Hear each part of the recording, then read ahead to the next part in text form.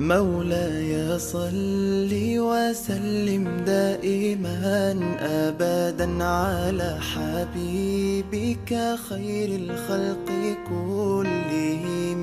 مولاي صل وسلم دائما أبدا على حبيبك خير الخلق كلهم. Assalamualaikum warahmatullahi wabarakatuh.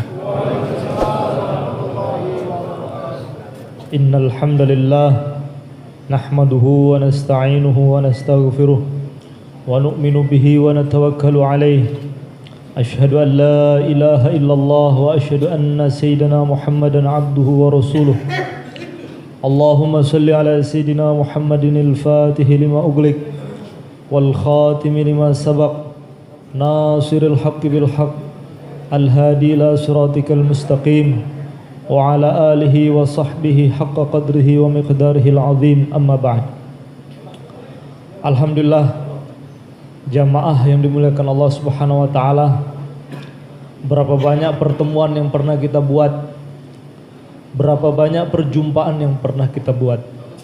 Semoga pertemuan dan perjumpaan kita di malam yang mulia ini menjadikan asbab datangnya ampunan Allah kepada kita. Dalam suatu riwayat, ada dua orang pemuda bertemu di depan pasar. Maka salah satu di antara mereka menegur temannya. Salah satu di antara mereka bertanya, "Hendak kemana kamu pergi?" Maka temannya tadi menjawab, "Saya punya keperluan di sana." Maka orang tadi mengatakan, "Kita lihat, kita ini sekarang sedang melewati depan pasar. Bagaimana kalau kita masuk ke pasar sebentar? Kita berdua berzikir di sana, biar sedemikian banyak orang di dalam pasar ini ada yang mengingati Allah." Akhirnya mereka berdua pun masuk ke dalam pasar dan mereka berzikir bersama. Setelah pertemuan itu mereka tidak pernah ketemu kembali. Dan dalam riwayat tersebut diceritakan, akhirnya mereka bertemu dalam surga. Ketika mereka berdua bertemu dalam surga, maka satu di antara mereka mengatakan, "Masya Allah, ternyata kita ketemu di sini. Apa amalanmu yang diterima oleh Allah hingga engkau masuk surga?" Maka temannya tadi mengatakan, "Kamu ingat waktu kamu menegur saya di depan pasar? Ternyata saya tidak mengira itu pertemuan yang barokah. Engkau mengajak saya masuk pasar untuk berzikir sebentar dalam pasar, itulah amal saya diterima oleh Allah hingga dosa-dosa saya diampuni oleh Allah." Semoga pertemuan kita ini termasuk pertemuan yang barokah, hingga kita berdiri dari majelis kita ini dosa-dosa kita diampuni oleh Allah Subhanahu wa taala. Bagi orang yang banyak dosanya seperti kita ini, tidak ada harapan yang paling besar melebihi sebelum mati dosa-dosa kita diampuni oleh Allah. Ketika Sayyidina Abdullah ibnu Umar duduk bersama teman-temannya, salah satu di antara mereka ada yang mengatakan, "Kalau saya besar nanti, saya ingin menjadi khalifah." Satu orang lagi mengatakan, "Kalau saya nanti dewasa, saya ingin menjadi gubernur Madinah." Masing-masing menyebutkan cita-citanya. Ketika sampai gilirannya Sayyidina Abdullah ibnu Umar, maka orang-orang di sekitar situ menunggu, kira-kira anaknya Amirul Mukminin ini cita-citanya apa. Ternyata Sayyidina Abdullah ibnu Umar mengatakan, "Cita-citaku hanya satu saja. Bagaimana sebelum saya mati berjumpa dengan Allah, dosa-dosa saya telah diampuni oleh Allah." Bagaimana dengan kita yang berlumuran dosa seperti ini? Maka pertemuan yang atas dasar kasih sayang, pertemuan yang atas dasar rahmat, pertemuan atas dasar kita saling mencintai sesama muslim, kita duduk di sini, semoga dosa-dosa kita diampuni oleh Allah.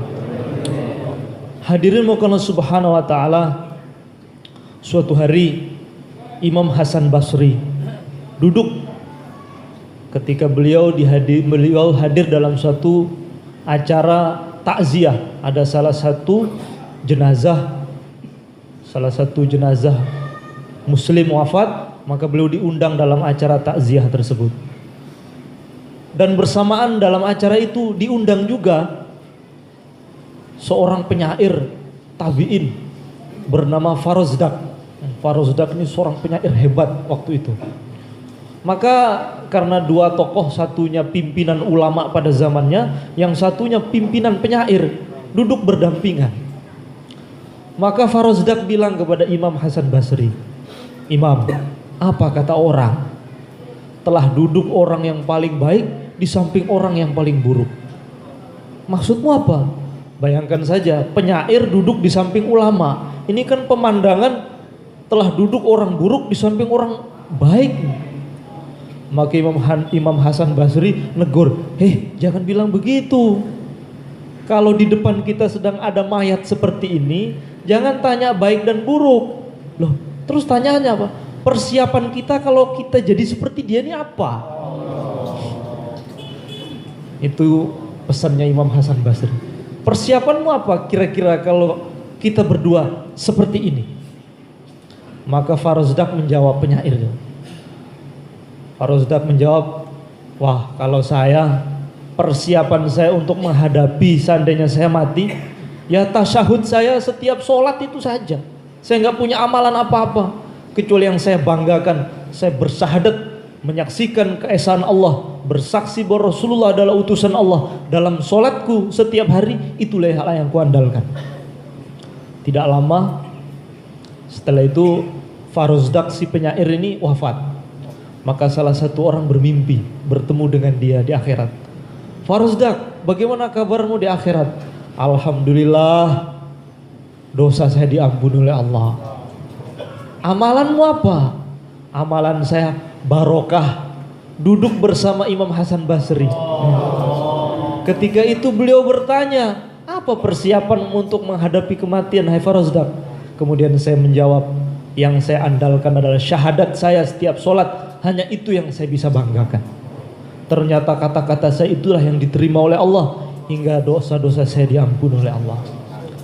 Hadirin Allah Subhanahu wa taala, kita tidak tahu di antara sekian banyak majelis yang pernah kita buat, di antara sekian banyak pertemuan yang kita buat, kita tidak tahu mana yang diterima oleh Allah Subhanahu wa taala. Maka kita bersangka baik kepada Allah Subhanahu wa taala. Malam yang mulia ini Allah ampuni dosa-dosa kita.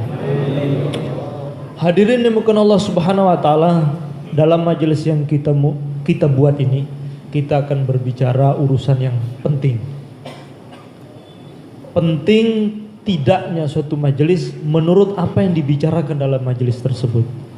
Apabila ada majelis besar dihadiri oleh pejabat-pejabat cendekiawan, filosof-filosof, akan tetapi yang dibicarakan hal-hal remeh, maka majelis ini dinilai remeh.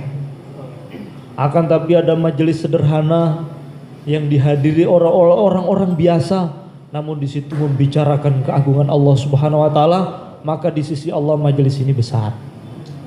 Hadirin Allah Subhanahu wa taala, hidup kita yang sebentar di dunia ini, persoalan kita banyak sekali. Kita sedang dihadapi persoalan pribadi. Kita sedang menghadapi persoalan kesolehan anak-anak kita. Kita sedang menghadapi persoalan rumah tangga. Kita sedang menghadapi persoalan ekonomi. Kita sedang menghadapi persoalan negara. Kita sedang menghadapi persoalan politik.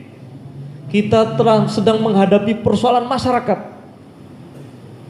Dan begitulah sunatullah hidup di dunia. Kalau ingin hidup tanpa masalah itu tidak mungkin. Hidup ini sudah ditentukan oleh Allah penuh dengan persoalan. Maka hadirin Allah Subhanahu wa taala, di antara semua persoalan yang kita hadapi ada persoalan yang paling besar. Persoalan apabila sudah bersangkut paut dengan urusan umat, berarti ini urusan besar. Bila urusan kita ini sudah berhubungan dengan urusan orang banyak, urusan umat, ini bukan masalah main-main, ini urusan besar. Maka ketika ini kita menghadapi urusan umat, tidak ada yang berhak berbicara, tidak ada yang berhak yang memberi solusi, tidak ada. Yang berhak memberi solusi hanyalah Rasulullah SAW yang memiliki umat ini, yang sebagai pemimpin umat ini, beliaulah yang berhak menentukan resep untuk persoalan umat ini. Hadirin Allah Subhanahu wa taala, dalam suatu hadis riwayat Imam Ahmad, Rasulullah SAW bersabda, yushikul umam an tada'a alaikum kama tada'al akalatu ila qas'atiha. Sebentar lagi akan terjadi umat-umat akan mengeroyok kalian seperti orang-orang rakus yang mengeroyok makanan di satu piring yang kecil. Jadi Nabi SAW menceritakan nasib umat ini, bagaimana mereka akan diserang oleh umat-umat lain, akan dikeroyok dari segala penjuru. Dalam riwayat Ahmad, min kulli ufukin, dari segala penjuru akan dikeroyok. Diperumpamakan dalam hadis tersebut seperti orang-orang rakus. Akalah itu jamaknya akul. Akul itu artinya orang-orang lapar, orang-orang rakus yang sedang mengeroyok satu makanan di satu piring. Kemudian seorang sahabat ketika mendengar Nabi mengatakan demikian, maka dia bertanya, min qillatin nahnu yauma idzin, ketika umat itu dikeroyok oleh umat-umat lain dari segala penjuru, yang mana diperumpamakan seperti orang-orang rakus mengeroyok makanan di satu piring yang kecil, apakah waktu itu umat Islam sedikit? Min qillatin nahnu yauma idzin. Maka Rasulullah SAW menjawab, bal antum yauma idzin katsir. Justru ketika itu kalian banyak. Justru ketika itu kalian itu besar, pengikutnya banyak dan mayoritas. Walakinnakum gusaun ka gusa'is sail. Akan tetapi keadaan kalian ketika itu seperti buih yang diombang-ambing oleh banjir. Banyak tapi buih, tidak punya kekuatan sama sekali, hingga dihempas oleh banjir ke kanan ke kiri, tidak berdaya. Begitulah keadaan umat sekarang ini. Kemudian hadirin Allah Subhanahu wa taala, Rasulullah sallallahu alaihi wasallam bersabda, "Wala yanzi'annallahu fi suduri aduwikum al-mahabata minkum." Allah mencabut kewibawaan kalian dari hati musuh kalian. Allah cabut kewibawaan hingga musuh-musuh umat Islam berani menepuk dada di depan umat Islam. Umat Islam dizolimi di mana-mana. Di saudara-saudara kita dizolimi secara terang-terangan. Kemudian hadirin Allah Subhanahu wa taala, Rasulullah sallallahu alaihi wasallam bersabda, "Wala yaqzifanallahu fi qulubikumul wahna." Allah Subhanahu wa taala mencampakkan dalam hati kalian satu penyakit, namanya penyakit wahan. Maka seorang sahabat bertanya, "Wa mal wahnu ya Rasulullah?" Apa itu wahan? Maka Rasulullah sallallahu alaihi wasallam menjawab, "Hubbud dunya wa karahiyatul maut." Cinta dunia dan takut mati. Bahasa lainnya, cinta materi tapi takut resiko. Cinta sesuatu tapi takut berpisah. Kapan cinta dunia ada, otomatis takut mati. Itu sudah otomatis. Maka hadirin Allah Subhanahu wa taala, tidak ada solusi untuk memperbaiki hati umat ini melebihi bagaimana kita didik umat ini bagaimana tidak hubud dunia dan cinta kepada negeri akhirat. Apabila kecintaan kepada negeri akhirat ini muncul dalam hati umat ini, maka dengan sendirinya apa saja sikap, apa saja pembicaranya akan mengarah kepada perbaikan. Semuanya akan mudah ikhlas. Sebagaimana Imam Al-Ghazali rahimahullah ta'ala, beliau mengatakan, orang tidak mungkin bisa ikhlas dalam berbicara, dalam bersikap sebelum dia merasa sekarang ini kakinya sudah berada di akhirat. Maka hadirin Allah Subhanahu wa taala, sikap kita terkadang pertimbangan kita karena pertimbangan ini, pertimbangan itu kenapa bisa terjadi? Karena kita lupa bahwasanya kita ini menuju akhirat. Semua sikap kita akan pertanggungjawabkan di hadapan Allah nanti. Hadirin Allah Subhanahu wa taala, dulu ketika Sayyidina Khalid ibn Walid membawa satu pasukan, beliau mengirim surat kepada pimpinan pasukan Rustum, kepada pasukan Persia yang bernama Rustum. Isi surat itu sederhana sekali. Aslim taslam, masuklah Islam kamu akan selamat. Salamun ala man ittaba'al huda, selamat bagi orang yang mengikuti petunjuk. Dalam surat itu beliau mengatakan, aku telah membawa satu pasukan yang lebih mencintai mati melebihi kalian mencintai hidup. Bagaimana generasi terdahulu mencintai kematian, tidak betah di dunia ini, mereka jauh dari kecintaan kepada dunia, hingga semua sikap mereka ikhlas karena Allah Subhanahu wa taala, hingga mereka ditolong oleh Allah Subhanahu wa taala. Mereka menjadi suatu generasi yang terkuat, yang tidak pernah terkalahkan. Siapa saja yang berani melawan mereka, semua peradaban yang berani melawan mereka akan berakhir dalam tong sampah sejarah. Semua akan kalah. Dunia ditaklukkan di bawah kakinya sahabat. Waktu itu hadirin Allah Subhanahu wa taala, dua kerajaan besar. Namanya kerajaan Persia dan kerajaan Romawi. Kerajaan Persia ini kerajaan yang begitu besar, yang dipimpin oleh seorang raja namanya Yazdajir. Yazdajir ini istrinya saja 4.000. Istrinya 4.000. Dia tidak akan makan kecuali dimasak oleh 1.000 tukang masak. Itu di dalam kitab Bidayah wa Nihayah Ibnu Katsir diceritakan. Itu kalau Raja Yazdajir itu duduk, maka itu mahkotanya itu ditarik dengan rantai, karena mahkotanya itu beratnya itu ratusan ton. Hingga kalau diturunkan itu tertutup raja, itu nggak bisa dilihat. Dan antara kepala raja dengan mahkota hanya 1 jari saja. Itu kalau rantainya putus, raja langsung mati karena tertindih dengan mahkotanya yang bertonton itu. Seperti itu keagungan Raja Persia waktu itu. Itu kalau Raja Persia duduk, Raja Yazdajir duduk, maka di depannya itu ada hamparan karpet yang begitu besar yang dianyam dengan benang emas, yang pinggirannya itu penuh dengan permata-permata mahal. Di situ ada peta kekuasaan Persia.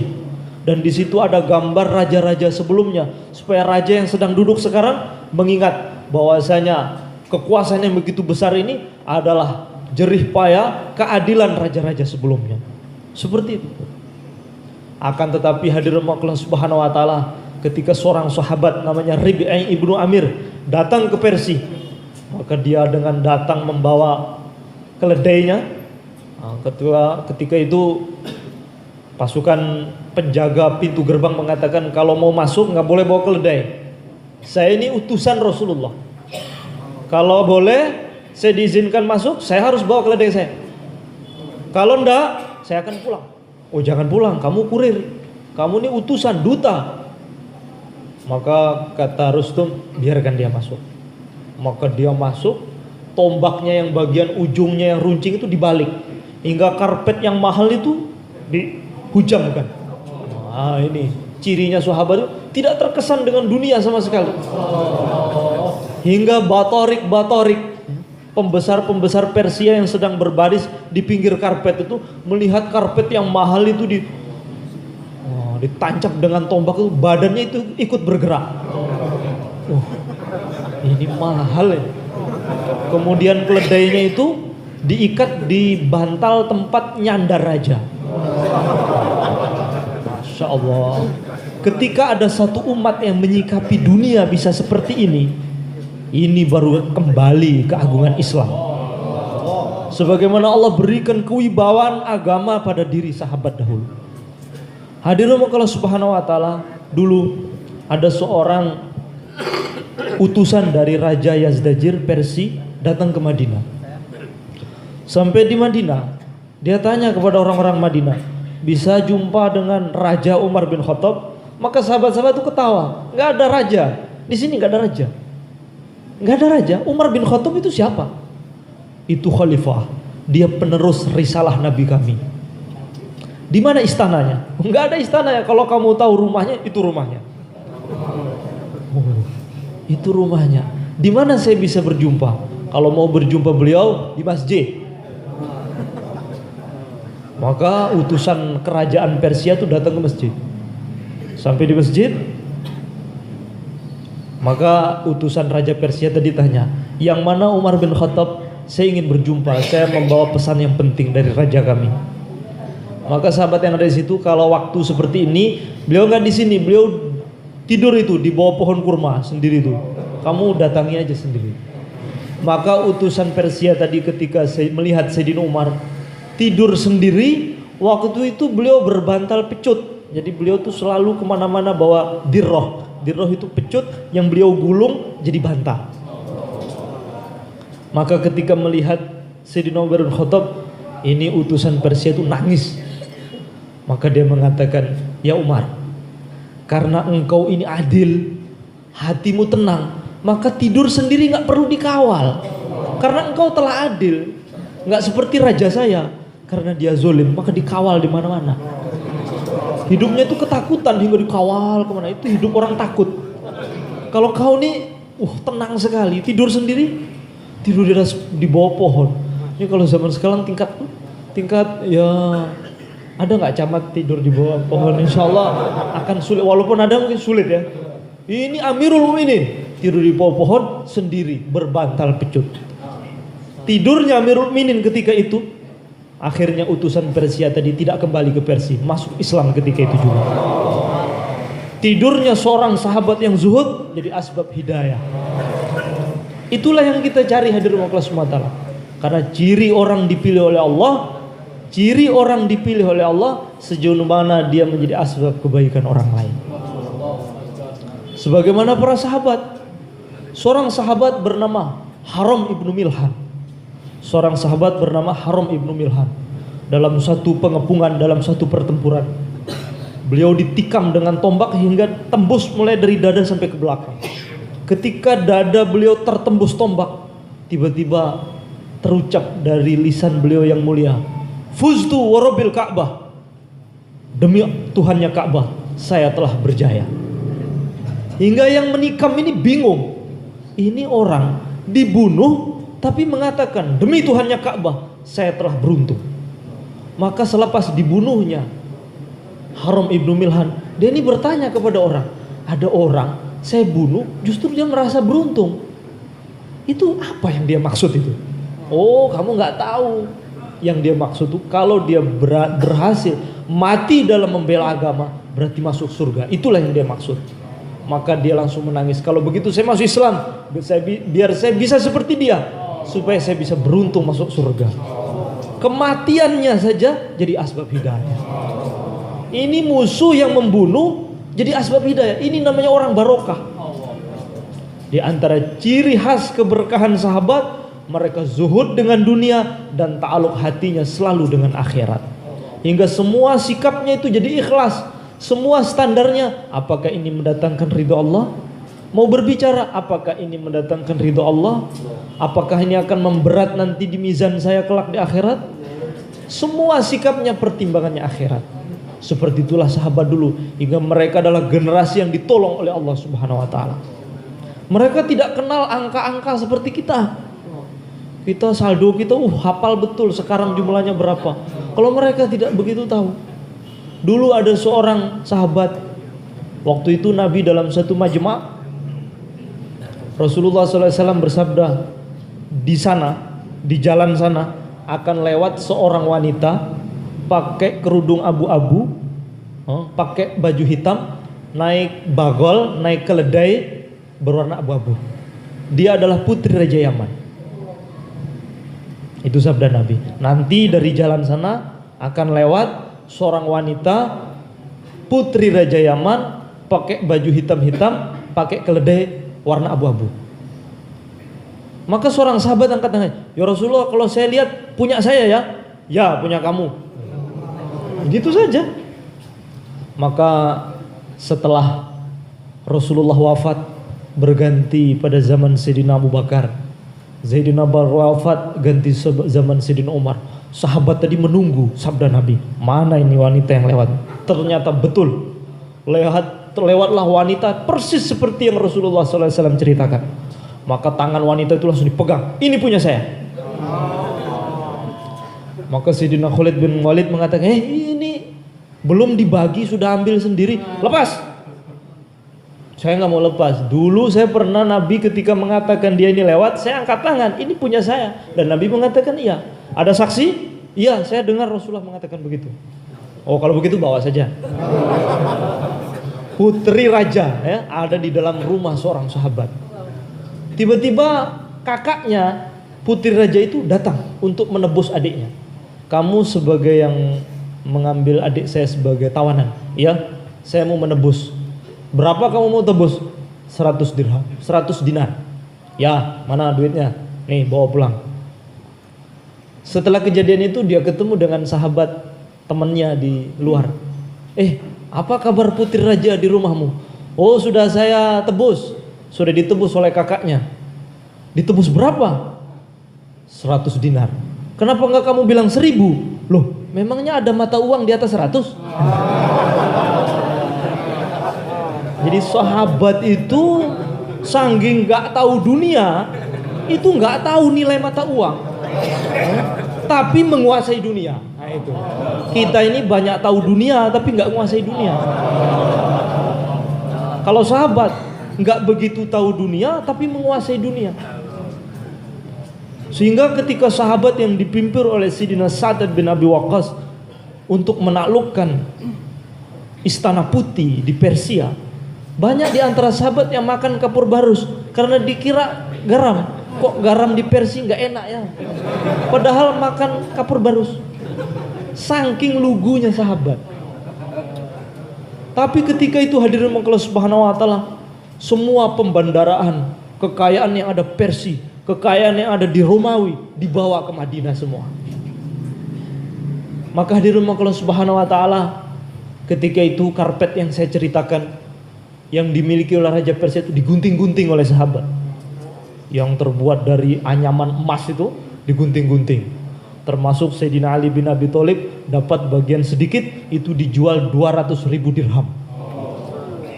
Jadi Madinah itu penuh dengan harta. Akan tetapi sahabat tidak satu pun takluk hatinya dengan apa yang datang itu semua. Hadirin Allah Subhanahu wa taala, jangan aneh dengan sifat ini. Kalau kita mau merenung, tukang parkir juga punya sifat seperti ini. Tukang parkir itu setiap hari datang mobil, hari itu juga hilang semua. Tukang parkir 100 mobil datang hari itu tidak membuat dia gembira. 100 itu juga hilang hari itu tidak membuat dia susah. Kenapa bisa? Karena dia tidak merasa memiliki. Bukan punya saya. Maka kehadirannya tidak membuatnya gembira. Kehilangan mobil tidak membuat dia susah karena dia tidak merasa memiliki. Kalau tukang parkir saja bisa, apalagi kita. Maka apa yang datang sekarang ini semua dari Allah, bukan punya saya. Ini hanya titipan dari Allah. Kalau hilang juga milik Allah, diambil pemiliknya, selesai. Bila hati kita ini terpautnya hanya kepada negeri akhirat, menjauh dengan keterkaitan hati kita dengan dunia, baru hati kita ini bisa ikhlas. Sikap-sikap kita ini arahnya jelas, hingga kita ini menjadi suatu generasi yang ditolong oleh Allah sebagaimana generasinya para sahabat dulu. Hadirin Allah Subhanahu wa taala, ini adalah resep dari Nabi untuk umat ini. Nabi sendiri yang mengatakan lemahnya umat ini sebab hubbud dunya wa karahiyatul maut. Takut mati, cinta dunia. Hingga umat ini menjadi lemah. Ini bukan diagnosa siapa-siapa, langsung Rasulullah. Kalau ada orang yang kulitnya kuning langsat, kalau saya yang lihat, Masya Allah, warna kulit kamu kuning, kamu pakai hembody apa? Itu penilaian saya. Tapi kalau dokter yang lihat, ini penyakit kuning ini, hepatitis, sebentar lagi mati orang ini. Saya bilang baik, dokter bilang buruk, mana yang benar? Dokter karena dia melihat dengan ilmunya. Kalau melihat dengan ilmu mesti benar. Kalau melihat dengan kasat mata banyak salahnya. Maka kalau kita melihat urusan umat ini dengan mata kepala, ini kenapa begini umat ini? Oh, ini kita harus analisa. Oh, ini karena perbedaan suku. Oh, ini karena halako ini orangnya ada yang keras ini orangnya ini. Ada yang sifatnya tebal. Oh, enggak. Kita harus kembalikan diagnosa penyakit umat ini sesuai dengan resep yang dibeli oleh Rasulullah SAW. Rasulullah SAW bersabda, "Sawu sufufakum la takhtalifu fatakhthalifat qulubukum." Jangan kalian berselisih hingga berselisih hati kalian. Jangan berselisih dalam shaf hingga hati kalian berselisih. Maka mengapa kita berselisih? Karena shaf kita tidak rapat. Begitu saja. Kalau ini pasti benar, karena yang mendiagnosa Rasulullah SAW, bukan analisa siapa-siapa. Maka kita sekarang persoalan yang kita hadapi salah siapa? Salah kita. Kita ini orangnya. Kenapa shafnya tidak rapat? Rasulullah SAW mengatakan kepada sahabat, maukah aku beritahukan kepada kalian suatu amalan? Ya, apabila kalian menjaga amalan ini, maka kalian akan saling mencintai satu sama lain. Maka para sahabat mengatakan, bala ya Rasulullah. Absus salam bainakum, tebarkan salam sesama kalian. Sekarang ketika kita berselisih dengan pemerintah, kita berselisih dengan saudara muslim kita, yang kita satu tangis air mata, sama-sama berjuang. Sekarang salah siapa? Salah ini orang. Kenapa kita tidak menebarkan salam? Mengapa sop kita tidak rapat? Sementara Rasulullah SAW telah mengatakan, rapatkan sop kalian, tebarkan salam. Tandanya orang beriman itu saling mencintai satu sama lain. Maka hadirin Allah Subhanahu wa taala, dulu para sahabat itu mereka saling mencintai satu sama lain. Dulu ketika Sayyidina Abdurrahman bin Auf, beliau ini orang muhajirin. Beliau datang ke Madinah sebagai orang muhajirin. Maka Nabi SAW mempersaudarakan sahabat satu sama lain. Kamu bersaudara dengan fulan, kamu bersaudara dengan fulan. Sampai Rasulullah SAW sendiri mempersaudarakan dirinya. Saya mempersaudarakan diri saya dengan Ali bin Abi Thalib. Abdurrahman bin Auf, saya persaudarakan kamu dengan salah satu orang Ansor. Maka orang Ansor datang. Saya, hai Abdurrahman, dengan kamu telah dipersaudarakan oleh Nabi. Saya ini termasuk orang Ansor yang paling luas sawahnya. Sekarang sawah saya bagi dua, separuh buat kamu, separuh buat saya. Dan saya punya istri dua. Lihat dulu mana yang cantik. Yang kamu bilang cantik itu yang saya ceraikan. Kalau idahnya selesai, jadikan dia istri. Seperti itu kerukunan mawaddahnya sahabat satu sama lain. Tidak ada yang seperti sahabat. Itulah perjuangan mereka. Oh, kalau gitu mana ada yang berani. Itu ada punya dua nih, kamu belum menikah ya, lihat. Oh enggak ada, itu ketinggian buat kita ya. Itu sahabat itu sampai seperti itu. Mereka saling mencintai satu sama lain. Hingga disebutkan, diabadikan dalam Al-Quran, walladzina ma'ahu asyidda'u 'alal kuffar ruhamau bainahum. Cirinya para sahabat selalu menyertai Nabi. Walladzina ma'ahu, selalu menyertai Nabi kemana-mana. Asyidda'u 'alal kufar, keras dengan orang kafir. Ruhamau bainahum, saling kasih sayang dengan satu sama lain. Kasih sayang satu sama lain, ini asas dalam dakwah kita, yang tidak boleh diganggu gugat. Kedekatan seseorang dengan Allah dilihat dari segi rahmat ada dalam hatinya.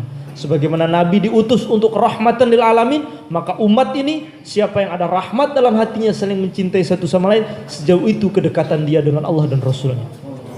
Maka hadirin Allah Subhanahu wa taala, dulu ada seorang ulama namanya Hatim Al-A'sam. Namanya Hatim Al-A'sam.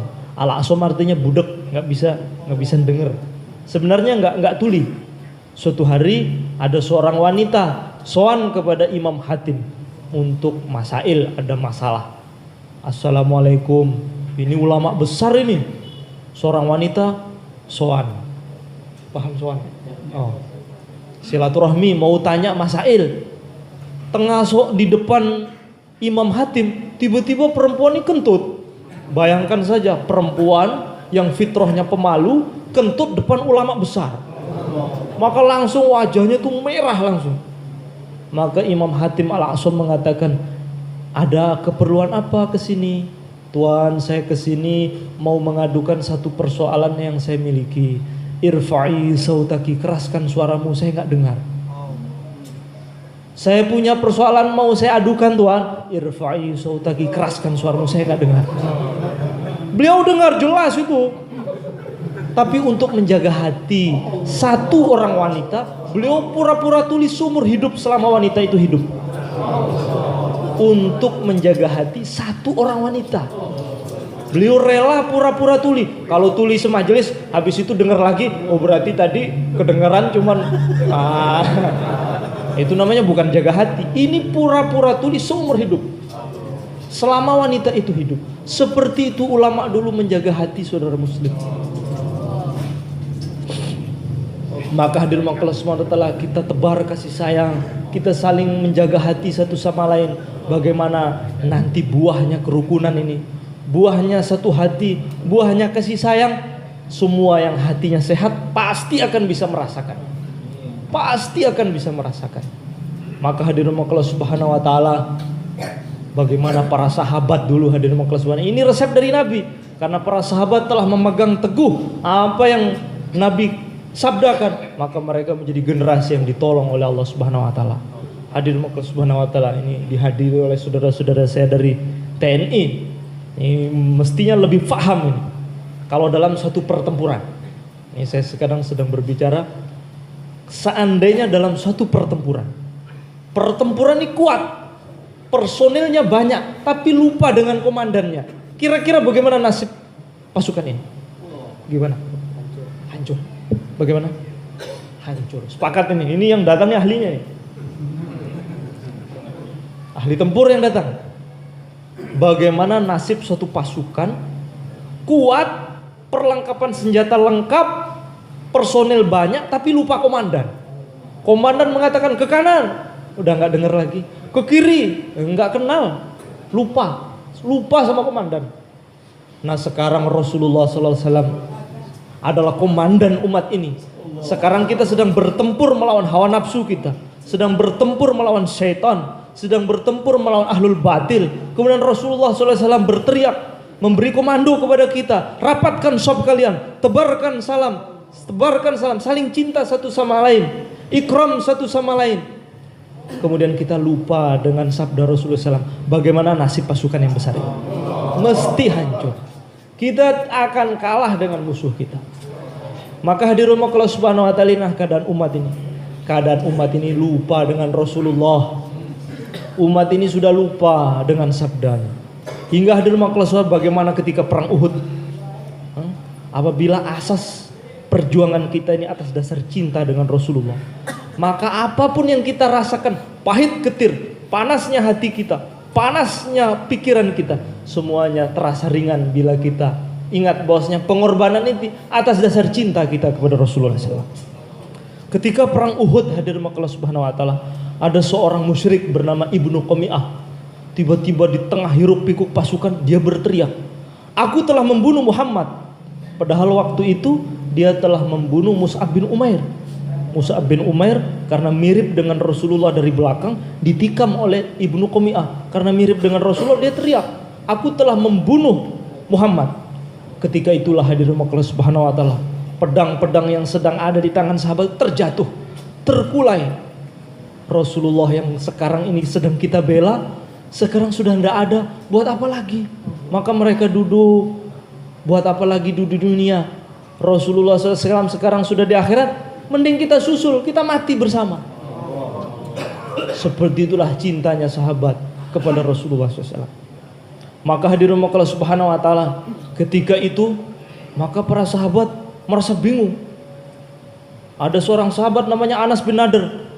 Kalau memang Rasulullah SAW wafat, mengapa kalian duduk-duduk? Mari kita susul beliau di surga. Demi Allah, saya mencium bau surga dari balik bukit Uhud.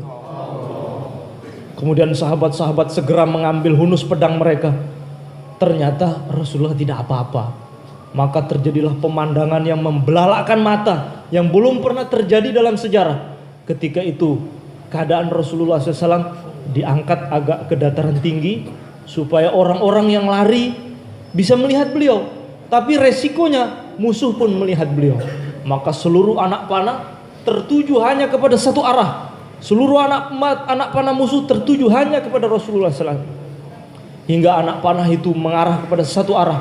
Muncullah seorang sahabat bernama Abu Tolhah Al-Ansari, menghadang seluruh anak panah yang datang untuk melindungi Rasulullah dengan dadanya.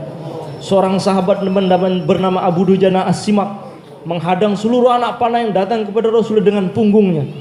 Hingga ada seorang sahabat bernama Abu Qatadah An-Nu'man. Ketika wajah Rasulullah ke kanan, maka wajahnya ikut ke kanan. Bila wajah Rasulullah ke kiri, dia ikut ke kiri. Hingga ada satu anak panah melesat tepat mengenai matanya, hingga biji matanya Sayyidina Qatadah terkulai, tergantung di tulang pipinya. Maka seorang sahabat mengatakan, ini dipotong saja karena mengganggu. Sebagian sahabat mengatakan, laporkan kepada Rasulullah dulu. Maka ketika Rasulullah melihat biji matanya Qatadah bergelantungan di wajahnya, maka Rasulullah SAW menangis. Rasulullah SAW bersabda, "Ya Allah, wajah dia ini telah melindungi wajah Nabimu ya Allah." Kemudian Rasulullah pegang matanya, Rasulullah masukkan kembali dan bisa melihat seperti semula. Bahkan dalam riwayat lain, Sayyidina Qatadah bingung, yang keluar tadi yang kanan atau yang kiri, lupa, ya. Seakan-akan tidak terjadi apa-apa. Seperti itulah pengorbanannya sahabat untuk membela Rasulullah. Tidak terasa karena pengorbanannya karena membela kekasih. Cubitan mesra dari kekasih itu nggak sakit, ya. Sepakat ya? Sepakat. Dulu kalau ketika pengantin baru nih bapak nih, kalau istrinya manja nyubit, itu nggak sakit, itu nikmat. Jadi pedih hati, luka, ya, dalam berjuang di jalan Allah demi membela Allah dan Rasulnya, itu tidak terasa sakit, ya. Terasa cubitan mesra dari sang kekasih. Maka hadirin Allah Subhanahu wa taala, nah jeritan umat yang sedang sakit ini telah dipikirkan oleh ulama-ulama. Nah seperti ini, orang yang bisa membaca tangisan umat sekarang ini bukan orang sembarangan, harus ulama. Seperti hubungan seorang ibu dengan bayi. Bayi itu kalau nangis, oh ini popoknya basah. Ibunya tahu, oh ini pingin mimi. Oh ini digigit nyamuk. Itu suaranya sama, tafsirnya berbeda-beda dan tepat. Kenapa bisa? Karena ibunya. Nah sekarang umat ini sedang menangis. Siapa yang bisa baca tafsir nangis umat sekarang? Ayo, siapa yang bisa membaca tafsir nangis umat sekarang?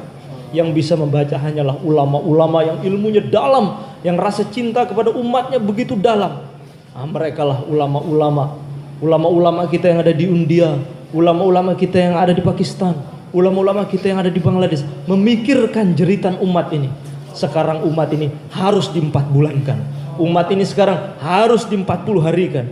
Umat ini harus di 3 harikan. Ini resep hasil diagnosa jeritan umat sekarang ini. Maka jangan tanya apa dalilnya. Ini sudah resep. Namanya pasien yang baik, kalau diberi resep oleh dokter, jangan tanya kenapa 3 kali sehari. Kalau nggak mau minum keburu mati. Dokter, saya nggak akan minum ini. Kenapa? Saya harus tahu. Kenapa 3 kali sehari? Saya harus tahu. Apa dalil 3 hari? Baru mau urut. Oh, kalaupun diterangkan nggak paham, nggak akan paham.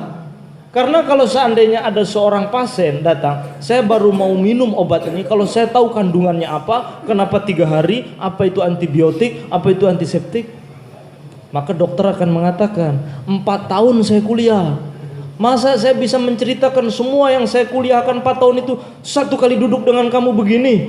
Ya nggak bisa. Kalaupun saya terangkan, kamu nggak akan paham. Ini hasil pengamatannya ulama yang ahli dalam agama. Umat ini di 4 bulankan, umat ini di 40 hari kan. Maka jangan tanya apa dalilnya. Sudah, kalau mau jadi pasien yang baik, telan saja, nanti sembuh sendiri. Nah sekarang kita sudah tahu nih resepnya, 4 bulan, 40 hari, 3 hari. Nah sekarang ada 2 pasien ini. Ada pasien yang sehat, ya, ada pasien yang tidak sehat akalnya. Sudah tahu menyembuhkan, diberikan resep oleh yang ahli, tapi nggak mau minum.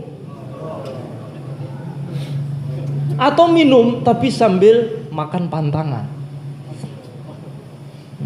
Maka sekarang ini kita sudah tahu resepnya, 4 bulan, 40 hari, solusi untuk perbaikan umat ini. Karena hadirin Allah Subhanahu wa taala, 4 bulan 40 hari ini sebenarnya didikan secara pelan-pelan supaya umat itu tidak hubud dunia. Bagaimana mau meninggalkan nyawanya? Perkara yang paling dekat dengan diri kita adalah roh. Bagaimana kita mau mengorbankan roh yang berharga ini bila waktu 4 bulan saja nggak mampu? Saya maunya jihad langsung kayak sahabat, 4 bulan dulu, nggak usah tinggi-tinggi. Maka 4 bulan 40 hari 3 hari ini adalah tarbiyah, sarana untuk mentarbiyah umat secara bertahap-tahap supaya sifatnya seperti sahabat. Ini definisi khurud fisabilillah dari Maulana Umar Palanpuri. Beliau mengatakan, apa itu khurud fisabilillah? 4 bulan, 40 hari, 3 hari. Sarana untuk mentarbiyah umat secara bertahap-tahap untuk membentuk sifat seperti sahabat. Jadi ini untuk membentuk. Jadi kalau dunia ini kita tidak belajar tinggalkan 4 bulan, 40 hari, maka tidak akan terasa sejauh mana hubungan hati kita dengan dunia. Maka dalam suatu hadis Rasulullah SAW bersabda, zurghiban tazdad hubban. Ketemu tuh jarang-jarang, maka ketemu jarang-jarang akan menumbuhkan cinta. Istri itu kalau dipangku terus bosan juga walaupun cantik. Tapi kalau ditinggal 3 hari, ditinggal 40 hari, rindu lagi. Namanya kangen kalau ada pisah. Masa dari tadi duduk bersama, saya kangen dengan dari mana?